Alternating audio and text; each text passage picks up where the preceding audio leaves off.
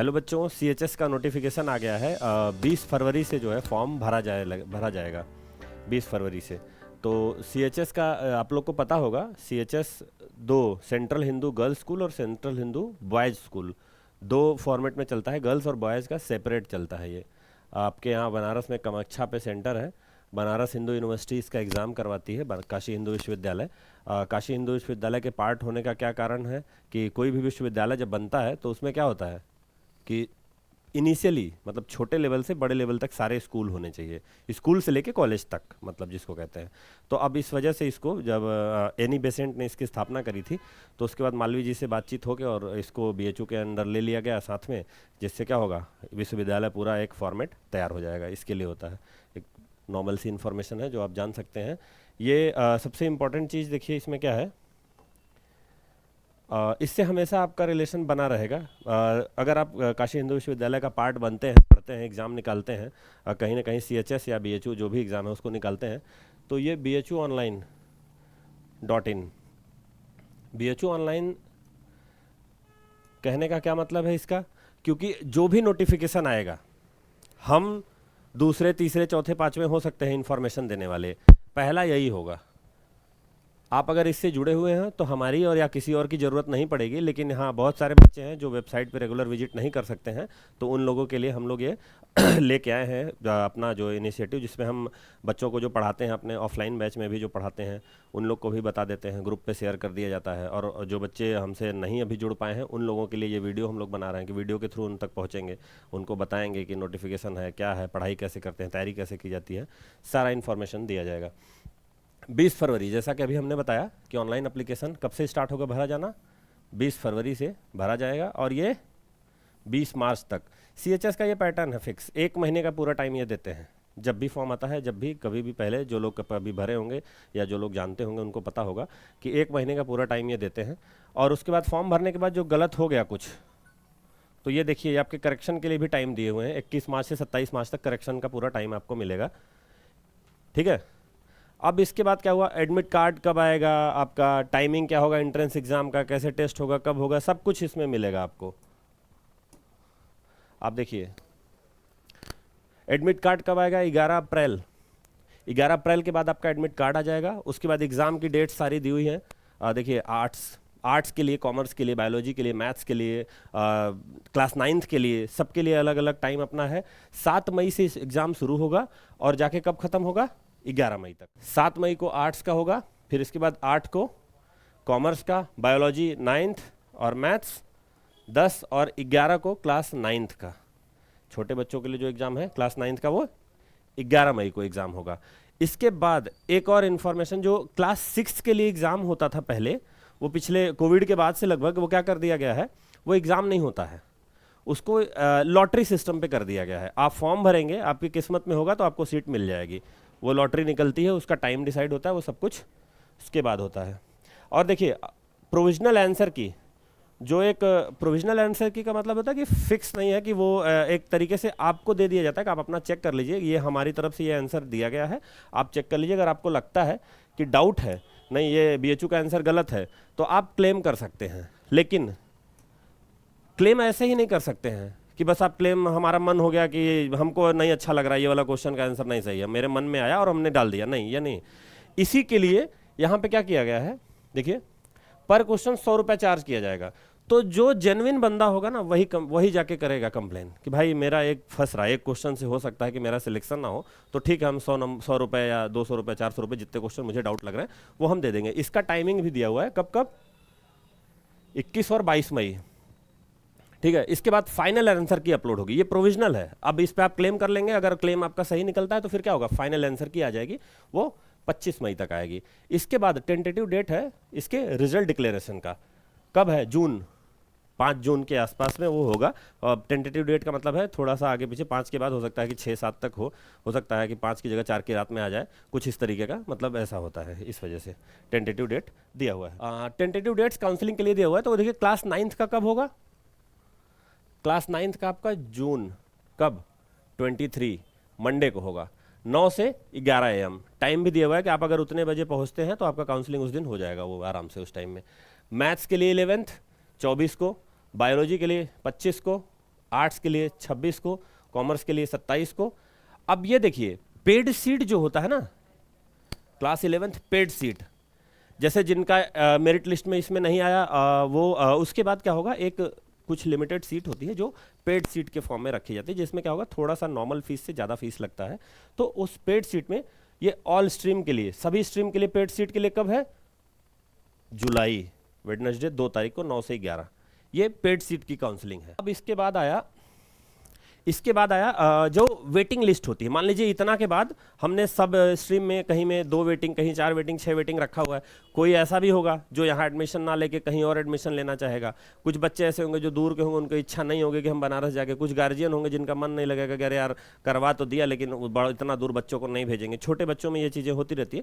तो उस वजह से क्या होगा कि वो एडमिशन या तो वापस ले लेगा या तो नहीं कराएगा। तो उसके बाद क्या होगा, जो वेटिंग लिस्ट है उसको कंफर्म कराया जाएगा कि भाई जितना वेटिंग जहां जहां खाली है उसको भर दिया जाएगा। फिर देखिए अब इसके लिए क्या, 28 जून, 30 जून और 1 जुलाई, ये किसके लिए, ये आर्ट्स के लिए और कॉमर्स के लिए 1, मैथ्स बायो के लिए 30 को और 9th के लिए 28 को। आप सोचिए कि इन चीज़ों में ये वेटिंग क्लियर करने के बाद नोट देखिए, नोट क्या लिखा हुआ है इन लोगों ने, 2 चीज़ लिखा हुआ है कि अगर जो ऊपर में change may be possible in the above dates, जो डेट्स है उसमें इधर उधर हो सकता है। दूसरा चीज, लेकिन फीस अगर पेड कर दिया, will not be refunded in any circumstances, किसी सर्कमस्टांसेस में, किसी भी स्थिति में जो है पैसा वापस नहीं देंगे। पैसा पा गए तो हमारा है, मतलब BHU का है। एलिजिबिलिटी हम लोग देखते हैं कि जो एग्जाम हम लोग देने वाले उसमें क्या एलिजिबिलिटी चाहिए। क्लास 9th के लिए क्या है, 13 से 15 साल एज होनी चाहिए। कब, ऑन 31/03/2025 तक। अब birth should not be before क्या है 2010, 31/3/2010 से 31/3/2012, इनके बीच में जो होगा वही दे पाएगा एग्जाम। इसके आगे पीछे वाले ये लोग एग्जाम नहीं दे पाएंगे, है ना।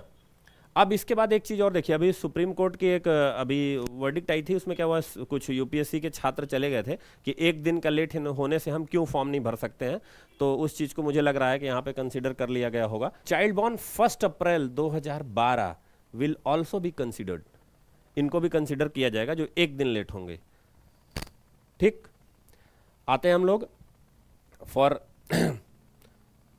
External candidate. यहाँ पे भी डिस्क्रिमिनेशन थोड़ा सा दिखेगा कि साइंस के जो बच्चे हैं उनको 60% मार्क्स चाहिए, है ना, ऑल ओवर। और जो कॉमर्स के हैं उनको कितना चाहिए, 55%। और आर्ट्स वालों को क्या हो, पास होना चाहिए, है ना। अब यहाँ ये देखिए साइंस में 60% चाहिए, लेकिन मेनली मैथ्स और साइंस, इसमें कितना चाहिए, 50% आपका चाहिए, है ना, ये होना चाहिए।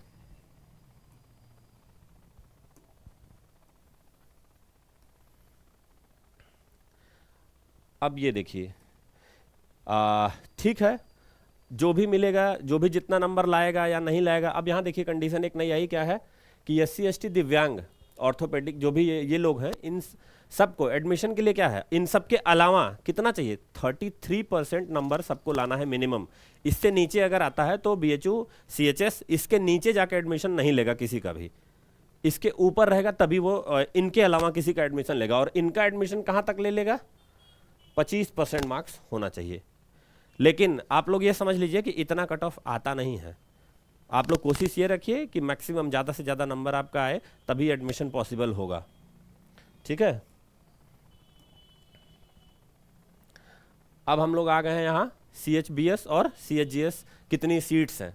क्लास 9th में देखिए कितनी सीट है, क्लास 9th में देखिए कितनी सीट है, 100 सीट है। और मैथ्स ग्रुप में कितनी, 38 + 50 स्टार लगा हुआ है, उसको अभी बताते हैं। बायोलॉजी में 25, आर्ट्स में 12 और कॉमर्स में 12। यही CHGS के जो गर्ल्स स्कूल है उसका क्या है, 9th में 30 है, मैथ में 17 है, बायोलॉजी में 16 है, आर्ट्स में आर्ट्स में 45 है और कॉमर्स में 25 सीट है। अब देखिए जो स्टार हम यहाँ कह रहे थे उसका क्या मतलब है, यहाँ पे reserve for math groups only for the external candidate except BHU employee, ठीक है, category through the school entrance test.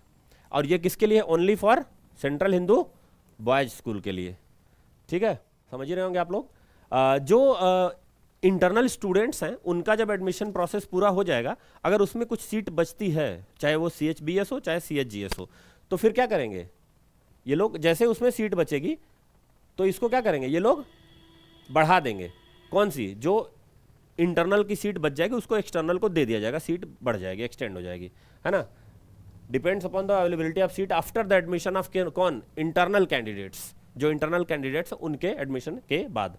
Entrance test जो होगा, सिलेबस क्या क्या होगा, सिलेबस को हम लोग देख लेते हैं। सबसे ज़्यादा इंपॉर्टेंट यही है, आज हम यहाँ ऐसे बता दे रहे हैं, उसके बाद क्या होगा कि हमारे इसी यूट्यूब चैनल पे जो हमारे टीचर्स हैं वो सब लोग सिलेबस के साथ पूरा सिलेबस भी बताएंगे और आपको पूरा सिलेबस पढ़ाएंगे भी कि 9th में क्या क्या एग्ज़ाम में आ रहा है, क्या क्या होगा, क्या क्या सिलेबस होगा, सारा कुछ, ठीक है।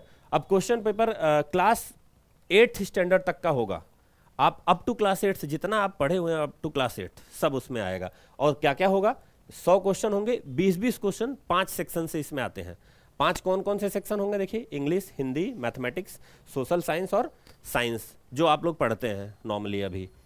अब देखिए क्लास 11th के लिए क्या है, यहाँ पे पेपर क्या होगा, up to class 10th standard. लेकिन हाँ, मैं आपको बता दूं कि 10th स्टैंडर्ड होता है, कभी कभी 1-2 क्वेश्चन उससे ज़्यादा होते हैं, 10th स्टैंडर्ड से भी अच्छे होते हैं। 11th के भी कुछ क्वेश्चन कभी कभी आ जाते हैं, पिछले साल भी बायो में 1-2 क्वेश्चन आया हुआ था, तो वो चीज़ है। लेकिन आप इतना आपको नहीं ध्यान देना है, ठीक है, जो अप टू 10th है आप उस पर फोकस करके रहिए। थोड़ा बहुत अगर आपको ज़्यादा आता है, अगर आप इतना कर लेते हैं, इसके बाद आपके पास टाइम बचता है, तब आप उसके लिए जाइएगा। ये नहीं कि एक क्वेश्चन के लिए आप इधर सारा क्वेश्चन छोड़ के उधर पहले वही देख लीजिए, तो ऐसा नहीं है। अब देखिए मैथ्स ग्रुप के लिए क्या होगा, मैथ्स ग्रुप इनको क्या क्या चाहिए, हिंदी और इंग्लिश। देखिए चारों सब्जेक्ट जो भी मैथ्स, बायो, आर्ट्स, कॉमर्स, इन सब में हिंदी और इंग्लिश कॉमन है, तो हिंदी इंग्लिश तो कॉमन है, वो तो आना ही है। और उसके बाद देखिए मैथ्स में क्या होगा, फिजिक्स, केमिस्ट्री, मैथमेटिक्स और जनरल स्टडीज। और बायोलॉजी में क्या है, फिजिक्स, केमिस्ट्री, बायोलॉजी और जनरल स्टडीज। और आर्ट्स में क्या है, history, geography, economics, political science और maths and general studies. Economics, mathematics and general studies, मतलब समझ रहे हैं, चारों सेक्शन में हिंदी, इंग्लिश और जनरल स्टडीज, ये 3 सेक्शन फिक्स है सबका। मैथ्स के साथ मैथ्स आएगा और उसके बाद तुम्हारा क्या आएगा, केमिस्ट्री और फिजिक्स रहेगा। और बायोलॉजी में क्या होगा, फिजिक्स, केमिस्ट्री, बायोलॉजी होगा, उसके बाद हिस्ट्री, इधर इकोनॉमिक्स जो है, पॉलिटिक्स, ये सब होगा। तो इस हिसाब से, और इन सब को हमारी कोशिश होगी कि सारे जो लेक्चर हैं वो आपको मैक्सिमम प्रोवाइड कराया जाए हमारे यूट्यूब चैनल पे फ्री में एकदम। देखिए अब क्या क्या करवा पाते हैं, लेकिन 9th का तो पूरा करवाएंगे, 11th का हम अभी कमिट नहीं कर सकते हैं कि पूरा कराएंगे क्या नहीं कराएंगे, लेकिन कराएंगे ज़रूर। अब हम आ जाते हैं रिजर्वेशन पॉलिसी, जो मुझे नहीं लगता है कि ये बताने में कुछ इसमें रखा हुआ है, क्योंकि ये सुप्रीम कोर्ट की गाइडलाइन है कि 50% नहीं क्रॉस होना चाहिए। और उसके अलावा जो भी उनकी गाइडलाइन है उसी के हिसाब से देखिए पूरा रिजर्वेशन है, कितना है, 15% सीट्स होगी किसके लिए, SC के लिए, शेड्यूल कास्ट के लिए। और 7.5% रिजर्वेशन होगा कि शेड्यूल ट्राइब के लिए, ST के लिए। और 27% किसके लिए, OBC, जो नॉन क्रीमी लेयर है। नॉन क्रीमी लेयर मतलब वो इनकम बेस्ड उनके। अब देखिए एक नया रिजर्वेशन जो आया EWS का, EWS जो जनरल कैंडिडेट जो इकोनॉमिकली वीकर सेक्शन में आते हैं उनके लिए है ये, है ना। तो इनका कितना है ये भी पता ही होगा लगभग आप लोगों को, 10% ये रिजर्वेशन EWS का रिजर्वेशन जनरल कैटेगरी के लिए बच्चों के लिए दिया गया है। अब इसमें देखिए क्या होगा, OBC, ST, SC, ST, BC जो मतलब OBC जो EWS, इन सब के लिए क्या है, रिक्वायर्ड क्या होगा, ओरिजिनल सर्टिफिकेट चाहिए, self attested, photocopy of the respective caste category certificate अब time of counselling of admission. अब ये सब चीज़ें काउंसलिंग के टाइम पे चाहिए, तो जब काउंसलिंग होगा तो इन चीज़ों को बताया जाएगा। अभी फिलहाल के लिए आप फोकस कहाँ रखेंगे, एग्जाम पे। दिव्यांग कैंडिडेट हैं उनके लिए देखिए 3% का reservation horizontally reserve for the दिव्यांग ऑर्थोपेडिक क्या है कैंडिडेट्स विथ क्या 40% एंड एबव डिसेबिलिटी। ऐसा नहीं है कि आपकी एक उंगली छोटी सी कटी हुई तो आपको इतना मिल जाएगा, नहीं, वो आपकी डिसेबिलिटी का एक लेवल जो होता है वो 40% से ज़्यादा डिसेबल जब आप होंगे तब ये चीज़। हाँ, जो BHU के एम्प्लॉय हैं उनके लिए सीट देखिए कितना है, 50% seat available for the son and daughter of BHU employ. और कैसे, परमानेंट एम्प्लॉय हो या फिर एम्प्लॉय ऑन डिपुटेशन हो या तो कॉन्टेक्चुअल या डेली वेजेस पे हो, लेकिन मिनिमम कितना 2 साल काम किया होना चाहिए उनको। जब आपका फॉर्म भरा जा रहा है उस टाइम पे उनको 2 साल कम से कम हुआ होना चाहिए। और उसके बाद एक और चीज़ देखिए, नोट इसमें दिया हुआ है कि ये क्या होगा, रेगुलर जो होंगे उनके लिए, जो भी इन लोग को क्या ज़रूरत है, आपको जो फॉर्म भरना है, मतलब जो आपको डिटेल देना है वो कब देना है, जब आप काउंसलिंग के लिए जाएंगे उस टाइम पे। और उसके अलावा क्या है, ये आपके जो हेड ऑफ डिपार्टमेंट होंगे उनसे बनवाना पता है, एचओडी आपको बना के साइन करके दे देते हैं, हाँ ये मेरे यहाँ एम्प्लॉयड हैं, ये एम्प्लॉय हमारे यहाँ हैं, काम कर रहे हैं ये। एनसीसी जो ए सर्टिफिकेट है, आप 9-10th में एनसीसी का जो ए सर्टिफिकेट होता है वो होता है, तो आप 11th के लिए जब जाएंगे तो आपको वो 3 नंबर वहाँ एक्स्ट्रा मिलेगा। हमने आपको पहले बताया था कि bhuonline.in, मैक्सिमम चीज़ें यहीं से आपको मिलेंगी, जो कॉल लेटर उसके बाद की चीज़ें हैं उसको बाद में डिस्कस करेंगे। अभी फ़िलहाल के लिए क्या है, हमारा जो डेट्स है फॉर्म भरने का वो 20 फरवरी से स्टार्ट होगा और 20 मार्च तक भरा जाएगा। फिर उसको क्या है, एडिट करने का जो आपको टाइम मिलेगा वो है कि जो भी आपका उसमें गलत हुआ है उसको करेक्शन का जो टाइम है। अब देखिए आप एग्ज़ाम कैसे देंगे, क्या करेंगे, उसके लिए है यहाँ पे क्या है, क्वेश्चन बुकलेट, सबको पता है क्वेश्चन बुकलेट देंगे, उसी में क्वेश्चन रहेगा तभी आप कर पाएंगे। एक आंसर की देंगे जिस पे आप भरेंगे, पूरा सर्कल प्रॉपर भरेंगे, उसमें गलती नहीं होनी चाहिए। और उसके पहले एक और चीज़ है कि इन्होंने देखिए दिया हुआ कि 10 मिनट पहले आप चेक कर लीजिए, पहले 10 मिनट में आप देख लीजिए, अगर बुकलेट में या कहीं क्वेश्चन में कहीं कुछ कटा फटा है तो उसको बता दीजिए, उस दिन बताएंगे सब आपको, इसमें कोई दिक्कत नहीं है। उसके बाद आप जो है अटेम्प्ट करना स्टार्ट करिए।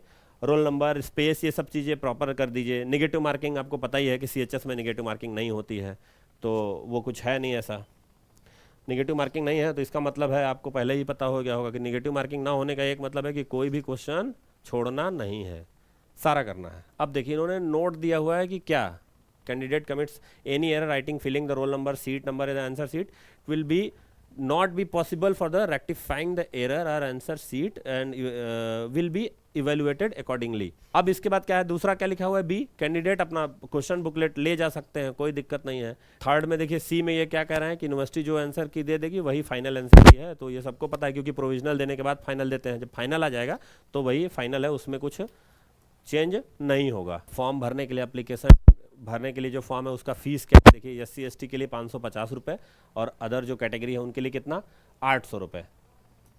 और भरा कहाँ से जाएगा, bhuonline.in, यहीं से भरा जाएगा। इसी पोर्टल पे आप जाएंगे, यहाँ पे जैसे पोर्टल को स्क्रॉल करेंगे अंदर मिल जाएगा SET, स्कूल एंट्रेंस टेस्ट, उस पर क्लिक करेंगे फिर कंटिन्यू हो जाएगा वहीं से। 20 तारीख के बाद, 20 फरवरी के बाद ये फॉर्म आ जाएगा आपको भरने के लिए।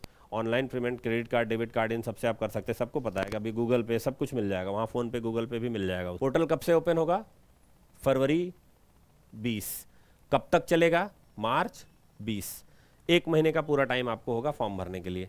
अब इसके बाद available BHU entrance test portal पे, अब इस पर क्या है, application form available, payment through credit card, debit card, ये चीज़ें आप देख ही रहे हैं, कुछ ऐसा है नहीं। देखिए रीज़न क्या है रिजेक्शन का, सबसे बड़ा रीज़न जो यही है कि फीस अगर आप नहीं दिए हैं, पैसा नहीं दिए हैं BHU को, तो रिजेक्ट हो जाएगा। उसके अलावा मतलब बहुत रेयर होता है कि रिजेक्ट हो, तो वो ये है, मान लीजिए कि एडिक्वेसी, मतलब आप अगर पात्रता आपकी नहीं है, जितना कि मान लीजिए कि एज या कोई ऐसा चीज़, वैसे आप भर नहीं पाएंगे अगर आपका एज वेज में कुछ ऐसा होगा, या कोई गलत कुछ इन्फॉर्मेशन देते हैं तो इन चीज़ों में, या कुछ गलत भरे हुए हैं तो इन चीज़ों में कभी कभी कैंसिल होता है, बहुत रेयर ये चीज़ होता है। लेकिन मेन क्या है, सबसे ज़्यादा जो ज़रूरी है वो ये है कि आप पैसा दे दीजिए, अगर फीस पेमेंट कर दिए तो आपका कुछ नहीं होगा।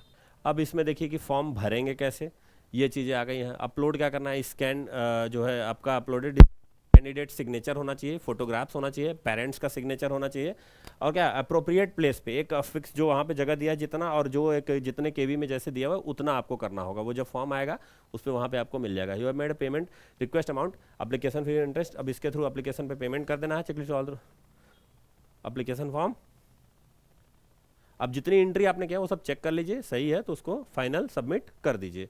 इसके बाद आपका जो एडमिट कार्ड जनरेट होगा एग्ज़ाम देने के लिए, वो आपको बताया गया कि एडमिट कार्ड जनरेट होगा जिस टाइम पे, उस टाइम पे एग्ज़ाम के जस्ट पहले। अब जो यही है कि अब एडमिट कार्ड पे क्या होगा, अरे भाई जहाँ टेस्ट होगा उस एड्रेस होगा, वहाँ का टाइम होगा, कब होगा, आपका फ़ोटो लगा होगा, साइन करना होगा, ये लेके जाएंगे तभी वहाँ एग्ज़ाम दे पाएंगे, ये चीज़ें हैं। तो अब ये बेसिक चीज़ें हैं, ठीक है। सबसे इम्पॉर्टेंट ये है, इन सारे जितनी कहानी आई उनका क्रक्स ये है कि आपको पहले क्या करना है, मन लगा के पढ़ना है। पहले फॉर्म भरना है, 20 तारीख से होगा, लास्ट डेट का इंतज़ार नहीं करना है। 20 फरवरी मतलब आप मैक्सिमम फरवरी में ही फॉर्म जितना लोग भरना है उनको भर लीजिए। फरवरी मैक्सिमम मार्च फर्स्ट वीक तक आप कंप्लीट कर लीजिए, क्योंकि लास्ट टाइम पे जो लोग इंतजार करते हैं कि लास्ट में भरेंगे, पता चला कि कोई टेक्निकल ग्लिच आ गई, कुछ हो गया, तो आप फॉर्म नहीं भर पाएंगे। तो इस समय में इसमें क्या होगा, समस्या होगी। और जब फॉर्म नहीं भर पाएंगे तो आप एग्ज़ाम नहीं दे पाएंगे, चाहे आप कितना भी पढ़ लीजिए या कुछ भी कर लीजिए।